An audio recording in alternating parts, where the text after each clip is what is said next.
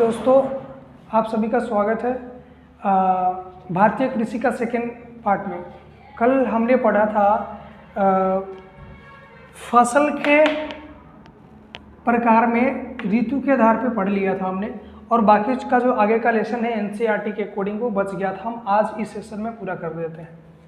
तो चलिए स्टार्ट करते हैं आगे का लेसन। फसल के प्रकार जो कि हम ऋतु के आधार पे 3 बता दिए थे। आज बात करते हैं उपयोग के आधार पर फसल के कितने टाइप होते हैं। पहला है खाद्य फसलें। खाद्य फसलें का मतलब कि ऐसे फसलें जो खाने के इरादे से उगाए जाते हो।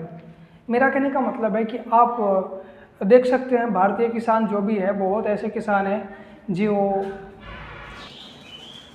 तो जो खाद्य फसलें हैं, ऐसे अगर हम इससे समझें तो ऐसे वर्ड का मतलब होता है कि खाद्य मीन्स खाने वाला।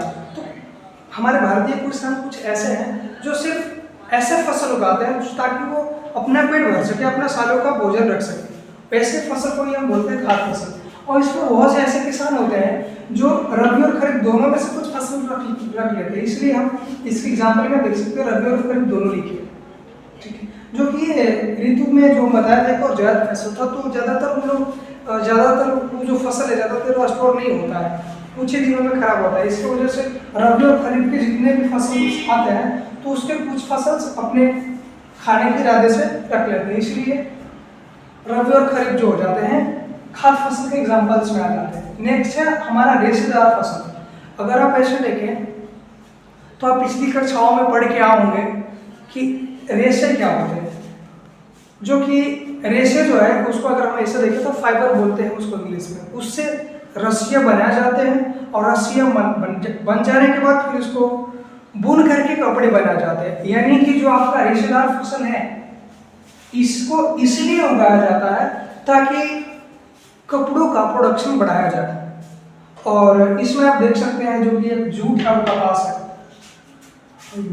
रेशे प्राप्त करने के लिए उगाया जाने वाला फसल रेशेदार फसल आते हैं। तो जूट जो है, इसके जूट के अगर आप देखे होंगे तो जूट का बोरा भी होता है, ठीक है। और जूट के कहीं पे कपड़े वगैरह भी बनते हैं, यूज करते हैं लोग। और कपास के भी आप देखे होंगे, इन दोनों के रेशे से कपड़े बनाए जाते हैं। नेक्स्ट है पेय फसल। पेय मीन्स होता है पीने वाले फसल। कुछ ऐसे फसल है जो हम पीने के मामलों में उसको रखते हैं, यानी कि हम पीने के लिए उसको दुकान से खरीदते हैं और वो वही किसान जो उपजाते हैं पीने वाले फसल, तो वो हमारे तक पहुंचता है। पेय मीन्स पीने वाला फसल का उत्पादन, मतलब कि चाय है, कॉफी है और कोक है। चाय, कॉफी और कोक 3 ऐसे फसल है जो कि पेय फसल में आते हैं। नेक्स्ट है बागवानी फसलें। घरेलू खपत को पूरा करने के लिए किया जाने वाला खेती, ये हमारा बागवानी फसलें होती है। टमाटर, लीची, सब्जी और कुछ फूले भी होते हैं और जो घरेलू खपत को पूरा करते हैं, तो ये बागवानी खेती है।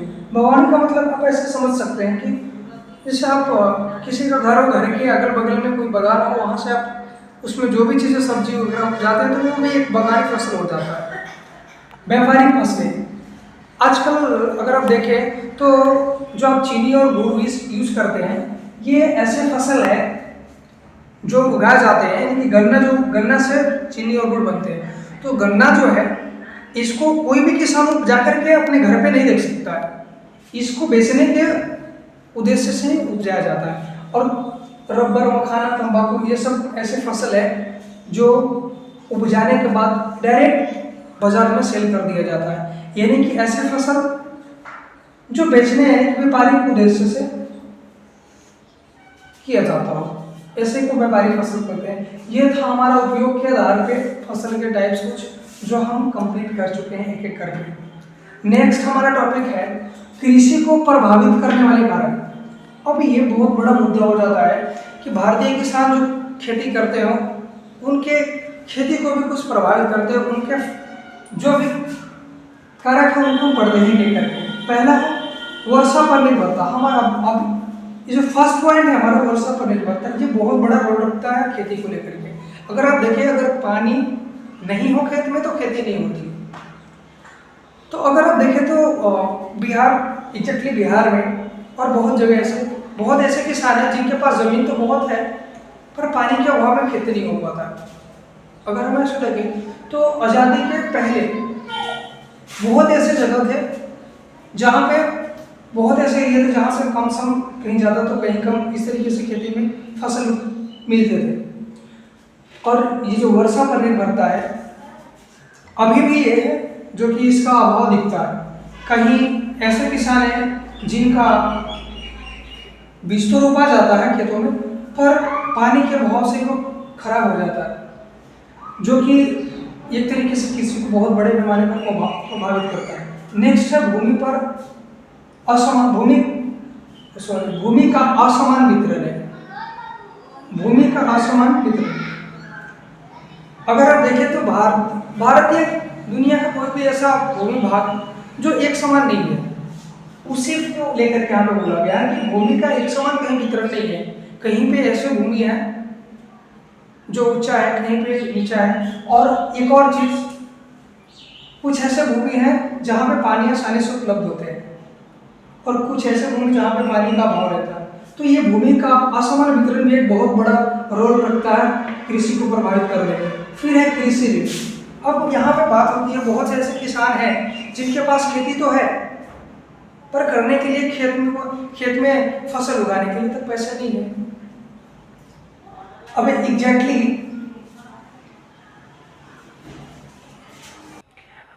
अब बात करते हैं कृषि ऋण की। अगर आप ऐसे देखें तो खेती के लिए तो भारतीय किसान कुछ ऐसे हैं जिनके पास खेती बहुत बड़े पैमाने पर है पर उनके पास पैसा नहीं है, तो पैसे के अभाव में वो खेती नहीं कर पाते हैं, जो कि एक कृषि को प्रभावित करने का बहुत बड़ा कारण बनता है। नेक्स्ट है कृषि विपणन।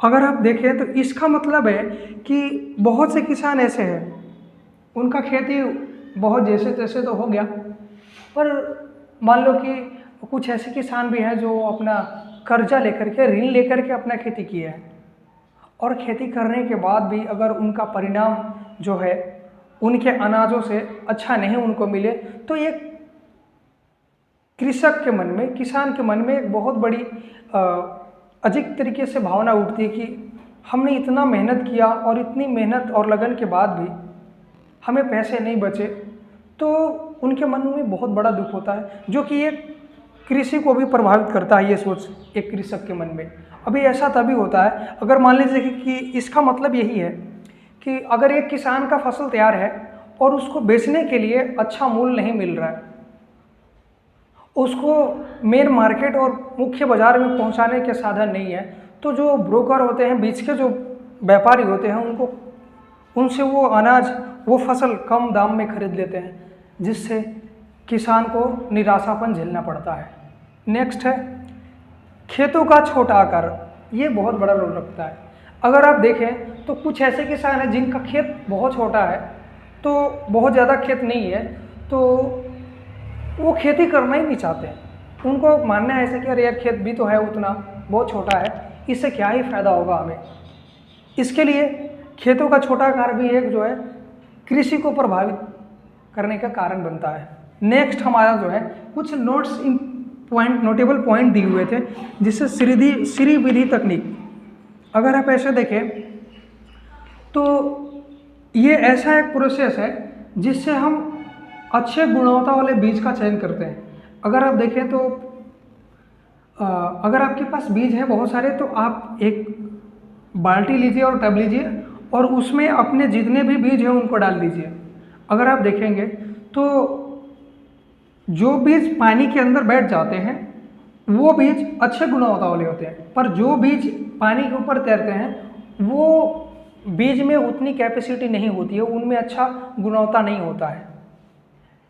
इस विधि के तहत हम अच्छे गुणवत्ता वाले बीज का चयन करते हैं। यह है श्री विधि तकनीक का मतलब। नेक्स्ट जो है जैविक खाद। तो हम कल भी बताए थे पिछले पार्ट में कि खाद क्या है। जैविक खाद जो कि गले सड़े चीज़ों से मिल करके बनाया जाता है और एक खेतों के लिए बहुत ही इम्पोर्टेंट होता है। अभी अब आपको नीचे वाले टॉपिक में बताते हैं कि जो जैविक खादें हमारे खेतों के लिए, हमारे हेल्थ के लिए और हमारे वातावरण के लिए क्यों इम्पोर्टेंट है। जैविक खाद ये बनता कैसे है, तो अगर आप देखे होंगे तो कूड़ा करकट, घर के गायों का मलमूत्र, वो और कुछ हमारे घर से निकलने वाले कचरे, उनको एक गड्ढे में डाल करके छोड़ दिया जाता है, और जब वो पूरी तरीके से मिट्टी में मिल जाते हैं तो वही जो मिट्टी बन जाते हैं हमारे गले सड़े चीज़, वही हमारा जैविक खाद बनता है। ये है जैविक खाद। इससे कोई हमारे खेत को भी नुकसान नहीं पहुंचता है, हमारे फसल को भी नहीं और हमारे वातावरण को भी नहीं। नेक्स्ट है टॉपिक हमारा उत्तर पूर्व भारत का चाय प्रदेश। अगर आप देखें तो ये कुछ हम डायग्राम ले लेते हैं। अगर आप देखेंगे थोड़ा स्टोरी, इस तरीके से भारत का जो बनावट है, तो ये वाला हिस्सा जो मेरा आता है ये उत्तर पूर्व आता है। इसी हिस्सा की बात किया जा रहा है। उत्तर पूर्व भारत का चाय प्रदेश, उसमें देखें तो असम की जो घाटी है वहाँ पे चाय जो है अच्छा गुणवत्ता वाला मिलते हैं और ज़्यादा यहाँ चाय का उत्पादन होता है। इसके पीछे एक स्टोरी है।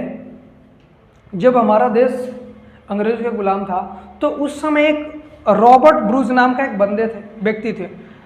पहले से बहुत कम पैमाने पर असम में खेती की जाती थी चाय की, पर जब रॉबर्ट ब्रूज को इसका चस्का लगा तो इस चाय को बहुत ज़्यादा हद तक प्रमोट किया और बड़े बड़े बाज़ारों तक इसको ले गए, जिसके कारण आज चाय की उपलब्धि बढ़ी है।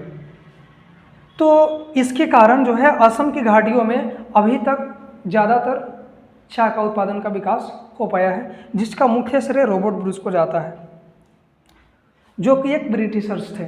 नेक्स्ट है हमारा उत्तर पश्चिम भारत का खाद्यान्न। खाद्यान्न का मतलब कि खाने वाला जो अन्न है वो उत्पादक प्रदेश उत्तर पश्चिम में जो कि पंजाब है बहुत बड़ा रोल रखता है। अगर इसके बारे में कुछ हम बात करें तो जब हमारा देश आज़ाद ही हुआ था उस समय हमारा देश बहुत बड़े संकट में फंस चुका था। देश को खाने के लिए, पूरे देश को खाने के लिए देश तक बहुत मतलब बोले तो बैलेंस रूप में अनाज नहीं थे। उस समय श्वेत क्रांति आती है और हरित क्रांति, जिसके वजह से पंजाब का जो एरिया है, पंजाब के एरिया में बहुत ज़्यादा हद तक खेती किया जाता है। उसी समय जब पंजाब में अच्छे तरीके से खेती किया गया तो हमारे देश को लगभग, अगर ऐसे हम आंकड़े के अकॉर्डिंग देखें तो हमारे देश में जितना भी गेहूं उत्पादन होता है अकेला 20% पंजाब से होता है। इसलिए पंजाब को गेहूं का कटोरा भी बोला जाता है। और हम अभी बात किए कि आज़ाद जैसे ही हुआ था हमारा देश, उस समय एक संकट आई थी खाद्य अन्न को लेकर के, तो उसको निवारण करने में पंजाब का बहुत बड़ा रोल हुआ था। और इसके कुछ दोष भी हैं जो आज पंजाब के क्षेत्रों में और भूमि पर दिखती है। अगर आप ऐसे देखें तो जिस समय ये पंजाब देश को पूरा खाद्यान्न प्रदान किया था तो वो फर्टिलाइज़र का यूज़ करके किया था, जिससे पैदावार बहुत बड़ा था। ये तो था सभी के पेटों में भोजन तो चला गया, पर अभी भी पंजाब की जो भूमि है खराब होती जा रही है दिन प्रतिदिन।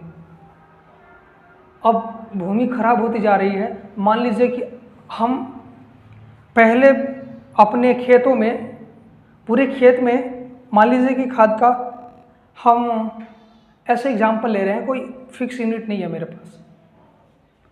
अगर 10% यूरिया का यूज करते थे उस समय, तो अभी 50% के लगभग में खेतों में यूरिया और भी फर्टिलाइज़र का यूज़ किया जाता है, जिससे खेत की उर्वरता शक्ति तो एकदम ख़त्म हो गई है। मतलब कि खेत के पास अपना कुछ क्षमता ही नहीं है कि वो बिना फर्टिलाइज़र का अपना कोई भी फसल उगा सके। इतना हद तक खेती बर्बाद हो गया उस पंजाब में।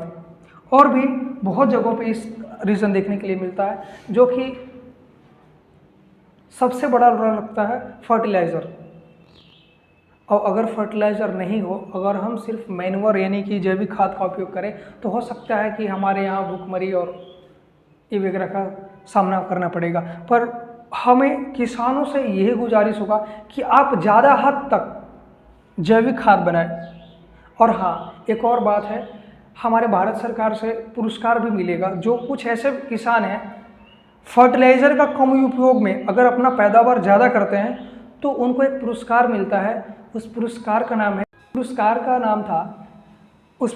नाम है किसान श्री। अगर आप कम फर्टिलाइज़र का यूज़ करके और अच्छा पैदावार करते हैं तो आपको एक पुरस्कार दिया जाता है जिसका नाम है किसान श्री। ये पुरस्कार आपको दिया जाता है। ये थे हमारे भारतीय कृषि के कुछ इम्पोर्टेंस पॉइंट और कुछ बातें जो हम आपको शेयर कर चुके हैं, आपको बता चुके हैं। अगर आप पूरे वीडियो नहीं देखे हैं तो फर्स्ट पार्ट को भी देखें और सेकंड पार्ट को भी देखें, ताकि आपको भारतीय कृषि जो 8th क्लास का ज्योग्राफी का चैप्टर है, अध्याय है, वो अच्छी तरीके से समझ में आ जाए। और अगर आप चैनल पे नए हैं तो सब्सक्राइब कर ले। और वीडियो कैसा लगा, अगर कोई इशू है तो कमेंट जरूर करें। Thank you.